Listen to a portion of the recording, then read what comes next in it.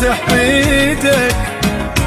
صاج البديع منزل لفه جديده، شخص واحد ما يقدر يكملها لازم اثنين. جيتهم اليوم كلش جوعان، اريد اشوف شلون شخص واحد ما يقدر يكمل. صار لي ربع ساعه واقف وانتظر طاوله تفرغ حتى اقعد. ما شاء الله المطعم جوه فول، برا فول، الله يزيد ويبارك. وبعد ما حصلت على مكان وطلبت اللفه الجديده، بعد دقائق وصلني اكبر صاج بالعراق. هذا الصاج الجديد اسمه لفتين ونص، سعره ب 6000، يجي وياه قوطيه بيبسي وفنجر، واذا تطلبه بدون فنجر وبيبسي يصير ب 5000، لان حجم الصاجيه كلش كبير ويختلف عن الصاج العادي. ومنه بلش التحدي الاول انه هذا الصاج صاج البديع قالوا ما حد يقدر يخلصه وحده، فلازم بنهايه الفيديو اقدر اكملها وحدي. والتحدي الثاني مو بس اني، اي واحد يصور فيديو حلو عن هذا الصاج اللي اسمه لفتين ونص ويجيب مشاهدات قويه راح ينطوه 500,000، وان شاء الله بفضل الله وفضلكم نقدر نجيب مشاهدات قويه. اريدها تخلص من صدق ما تخلص، قدرت اكمل نص وبعد لي نص راح احاول اكملها للاخير. هاي الصاجيه اسمها لفتين ونص، سعرها ب 5000، مو بس تشبعك انت والوياك. القوطيه خلصت بس الصاجيه بعدها ما خلصت، راح نحول على بطل المي حتى نكملها، لازم نكملها اليوم. وما يحتاج احكي لكم عن الطعم لان صاج البديع اصلا غني عن التعريف.